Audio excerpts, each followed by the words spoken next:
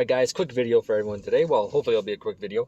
This is on a 2013 Ford Escape, and customer complaint is after you start the car, maybe about a minute or two later, you have this message that comes up. Now this is stating that there's an issue with the engine and you should get it serviced immediately. So I already have the hotel hooked up part way. We're going to, oops, I didn't want to press that. We're going to load up the VIN. I'm going to turn the car off. Turn the key back on. So turn the car off so we don't kill anybody. We have a check engine that's flashing now for some reason.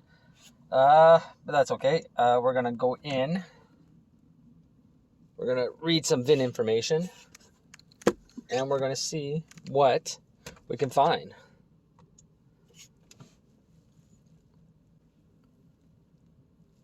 I think we're going to go straight to the PCM on this one. I don't think that we're going to take and scan every single module, because I don't believe that we're going to have issues in any other modules, since we have a message on the dash stating that there's an issue with the engine.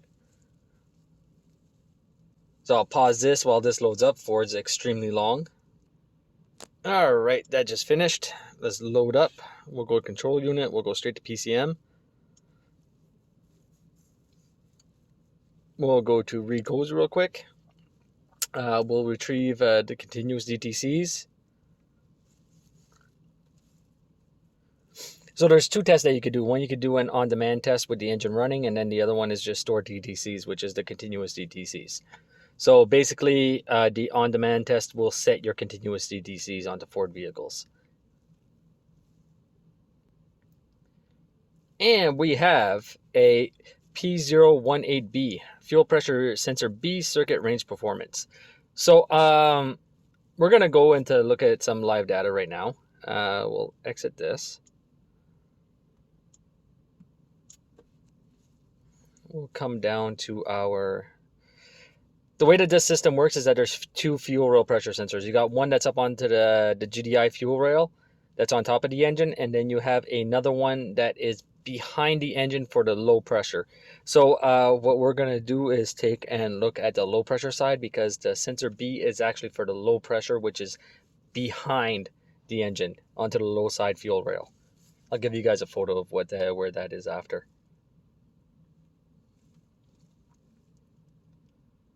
So let's go in.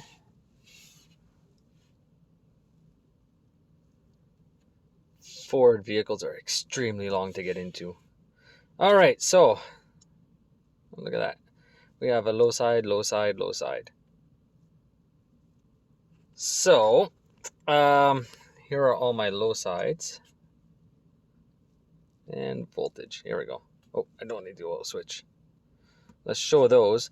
So right off the bat, the engine's off and I'm reading 108 psi. The low side fuel pressure desired is 94, which is a little high. This system typically goes between 70 and 90 psi. I'll bring up the service information for you guys after. And the low side fuel pressure voltage is stuck high right now. So what that's telling me is either one of two things. One, we have an open onto our signal wire. Two, our signal wire is shorted to our 5 volts. Or 3, we have a issue onto the PCM that is shorted internally to 5 volts.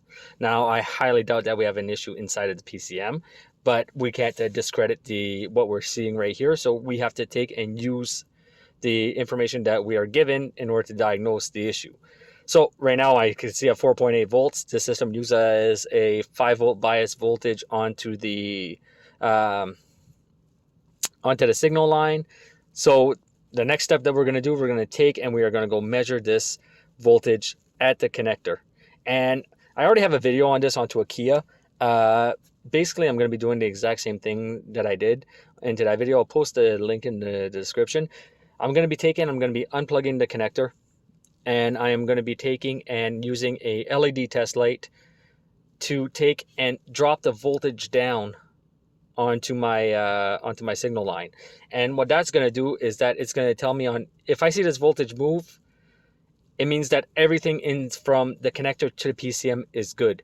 So then the next thing that we got to do is check our powers and grounds, of course. And if all that works out and I am able to get that DTC to disappear, then that means that our our component that is faulty, I should say, is going to be that fuel rail pressure sensor.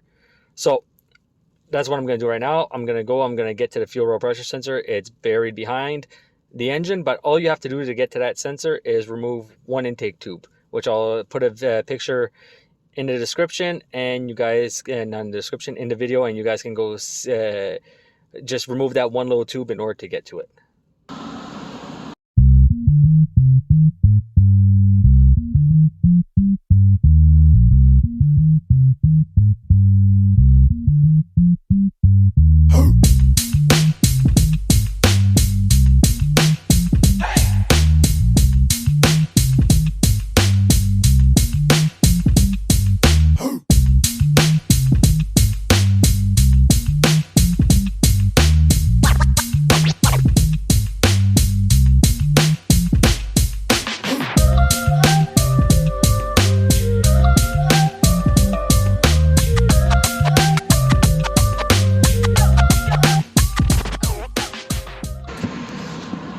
So let's see if we can get behind this low regulator. And here is your low pressure fuel pump sensor. Fuel line sensor, I should say. So we have 3 wires onto this.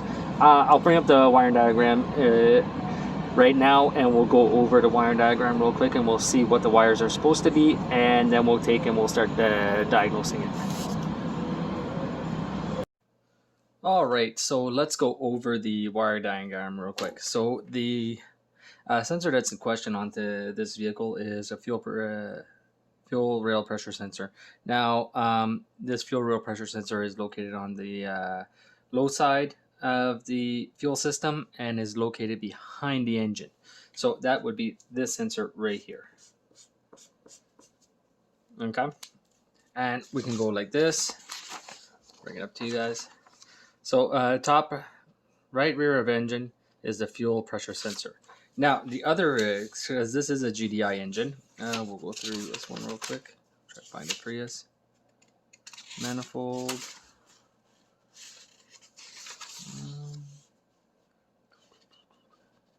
And here is the other fuel rail pressure sensor, just to give you guys on fuel rail assembly, the fuel rail pressure sensor, FRP sensor.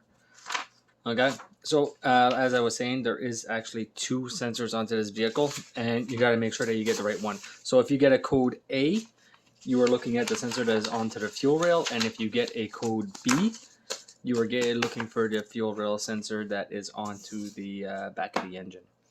Now, the way that this sensor works, I know into this diagram it looks like if it's a variable resistor.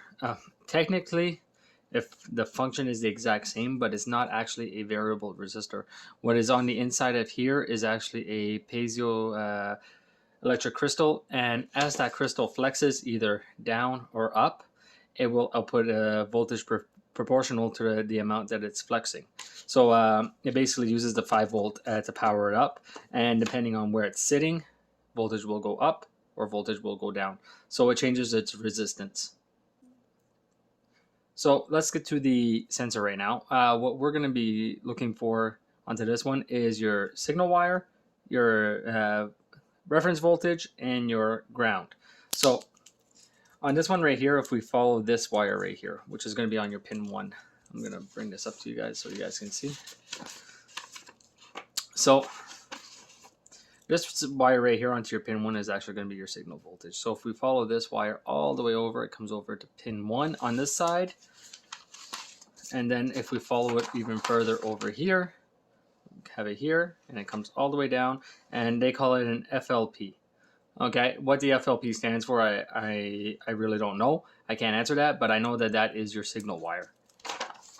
So this pin 1 is going to be your signal. Pin 2 is going to be your sensor return. or your ground. So anytime that you guys see anything that says sensor return, that is actually your ground. Okay, it's not your signal wire. If you guys think it is your signal wire, you're going to diagnose every single car that you touch wrong. Sensor return on Ford and General Motors, and if I'm not mistaken, even Dodge uses it. Sensor return is going to be your ground. So we have a signal return, but that signal return is actually your ground. It is not your actual signal. Okay.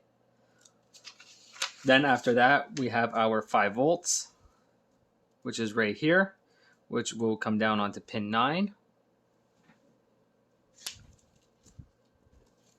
And if we come out onto pin 9 onto the other page, we have our voltage reference. Now our voltage reference on this one is 5 volts. So we have our 5 volt reference in. We have our signal return, which is basically just your ground. It's just a fancy way of saying it. And after that, we have our signal wire that goes out. Now, if ever you're looking at a wiring diagram and you see a signal return, I want you to think about it like this. If it's a signal wire, would they take a signal wire and would they splice that signal wire onto different sensors? Okay, so the answer to that is no. So if we come here, we'll see right here that our signal wire comes here, and then it travels down and it goes over to pin 24, and pin 24 comes down, and as you can see right here, that is a shared wire with the fuel tank pressure sensor. So just remember that if you're just follow your wires, and if you see that a signal wire or a signal return wire is connected to multiple other sensors, that is not going to be your signal wire. That is going to end up being your return path for your ground. Okay. And the same thing with your 5 volts. Your 5 volts is typically shared between multiple sensors, and your signal wire will always be by itself. So getting back to this, we have our pin number 1, which is going to be our signal. We have our pin 2, which is our ground, and then pin 3, which is our 5 volts. So now when we go back onto the vehicle, we're going to take and we are going to hook up the multimeter to we're going to unplug the sensor. That's the first thing that we're going to do. We're going to hook our multimeter up. We're going to see if we can find our 5 volts onto pin 3, and then we're going to find our ground, and then we're going to find our signal. And we're going to be measuring. Now the signal wire is going to have a bias voltage onto it when it's unplugged, and all we're going to do is manipulate that bias voltage with a LED test light in order to drive it high or low, depending on if you're hooked onto the positive or negative of the battery. With your LED test light, you can either drive that signal wire higher or lower. So what we're going to do is take and hook it up to the ground, and we're going to try to drive it lower to see if we are able to bring down the voltage. And in bringing down the voltage, we should see the pressure onto the scan tool drop at the same time. So that is the plan of attack for this one. We're going to go back to the car now and finish this diagnosis and see if we can't repair this car. Alright guys, let's see. Get back here and disconnect this connector now. So pin 2 was ground, pin 1 was signal, and pin 3 was power. Nope. Now I don't have my tripod, so I'm going to do this the best that I can for everybody. Alright. I'll take the connector. Try to prop the connector up for everybody so I can... There we go. Alright, let's bring the multimeter over. We're going to check our 5 volts first. Sorry, our ground first, which was pin 2. Our ground is good. Just transfer my multimeter over to ground now. We'll check for our 2 5 volts. Because one is going to be a bias 5 volts and the other one's going to be a true 5 volts. So we have a 5.66, which is probably my bias. And this one, as you can tell, is more of a 5 volt. So the 5.66 is your bias voltage, and this one is your 5 volts. So the green would tan or brown, and then a blue would brown. So green would, this is my signal, and then this is my 5 volts. So we both have 5 volts. So now I'm going to bring the scan tool over. We're going to take a scan tool and I'm going to look at the voltages as I ground out my signal wire. Alright, just going to take an ever so slightly, just lay the T-pin in there. I did not push onto it. What we're going to do is just watch my signal voltage now. As you see it change to 2.8. So what does that tell me? That tells me the signal, my wire integrity from the sensor all the way to the PCM is good. So now all I'm going to do is take and plug in the sensor and we're going to see if my voltage changes. So here is the OEM part number. We're going to go in. I'll go in and I'll grab the sensor. Looks like this. We're just going to take and plug it in. And as I plug it in, we're just going to watch my voltage. And as you can see, we drop down to 15 psi or 0.87. So that's basically it for this one. It needs a sensor. I'll show you guys the dash after I repair it, and we'll go from there. And that will probably be the end of the video. So stay tuned. So in order to remove the sensor, you are going to need a 15/16 socket, ½ inch, with a 1/2 inch ratchet, and you're just going to take and you're going to hold onto this area as you're prying this way, so that way the line doesn't twist. So hold this area with your one hand and unscrew it with this one.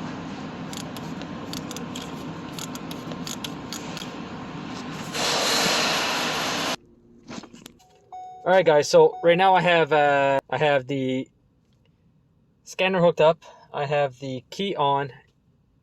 The engine isn't running, and what we're going to do is just take and start the car and see for a change in pressure.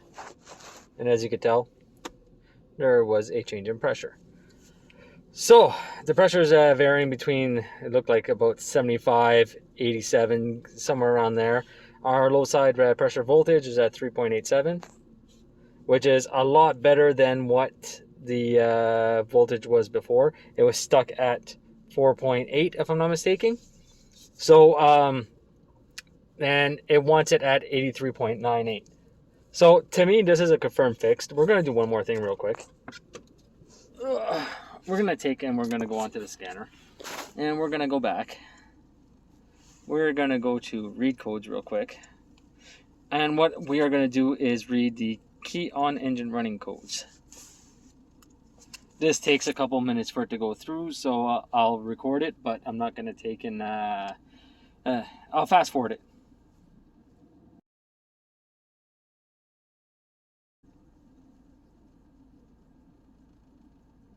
Oh, I forgot to plug in my MAF sensor, it looks like. So, engine coolant temperature, that's fine, that was already there. Brake switch, IT. Commanded DTCs is right there, but it's not into the so the P018B is no longer into the OD DTCs. Okay, so now it's only into the commanded DTC. So basically it's in history. Okay, and then you can tell that it's in history by this right here. So we're just gonna exit. We're gonna I could have just exited one more time. I'll pause you guys and I'll bring you guys right back. Alright, this is where we were. We'll escape one more time. We're going to erase all the codes and we will perform the test one more time.